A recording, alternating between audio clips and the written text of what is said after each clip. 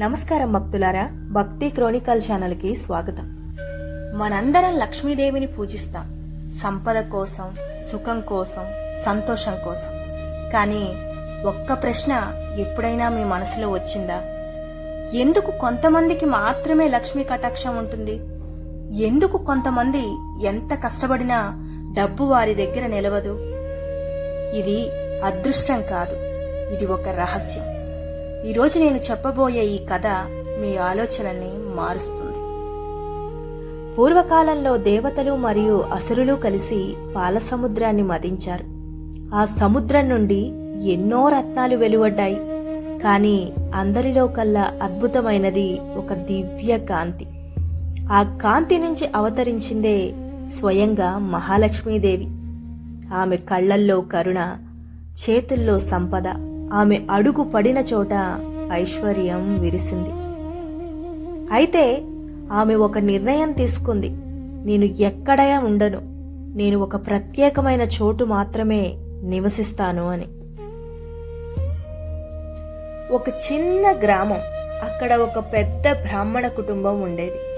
వారి జీవితం చాలా సాధారణం. రోజుకి ఒక పూట తినడం కూడా కష్టంగా ఉండేది. కానీ వారు ఎప్పుడూ అబద్ధం చెప్పలేదు, ఎవరిని కష్టపెట్టలేదు, ఏ ఒక్కరిని నొప్పించనూ లేదు.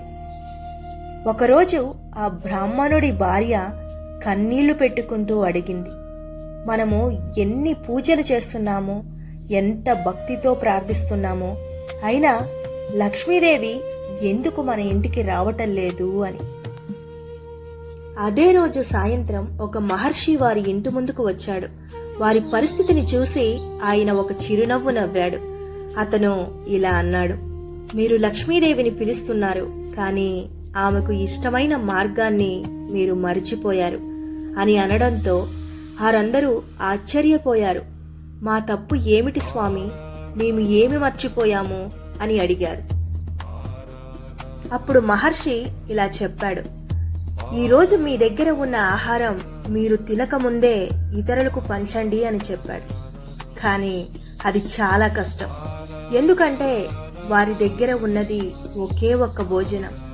కానీ వారు ఆలోచించారు, ఇది దేవుడి పరీక్ష కావచ్చు.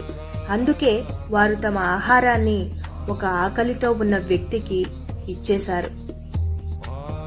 ఆ రాత్రి వారి చిన్న ఇంటిలో ఒక ప్రకాశం కనిపించింది.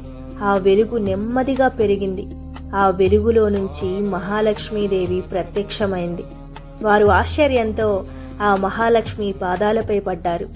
లక్ష్మీదేవి చిన్న చిరునవ్వుతో ఇలా చెప్పింది, మీరు మీ దగ్గర ఉన్నదాన్ని పంచుకున్నారు. మీరు ఆకలితో ఉన్నా సరే ఇతరుల ఆకలిని తీర్చారు. అందుకే నేను మీ ఇంటికి వచ్చాను. నేను డబ్బు చూసి రాను, నేను పూజలు చూసి రాను. నేను వస్తాను మనసు మంచిగా ఉన్న చోటుకి, దానం చేసే చోటుకి, సత్యం చెప్పే వారి దగ్గరికి, ఇతరులను గౌరవించే వారి దగ్గరికి.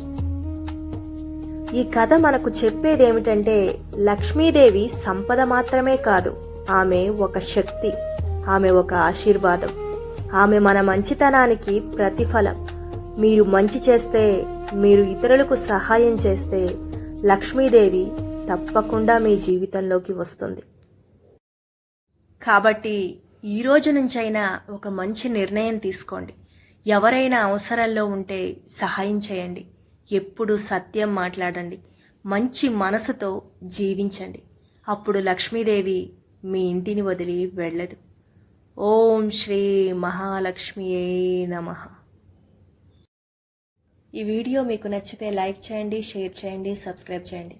ఆ మహాలక్ష్మీదేవి ఆశీర్వాదం ప్రతి ఒక్కరికి ఉండాలని మనస్ఫూర్తిగా కోరుకుంటున్నాను. Thanks for watching.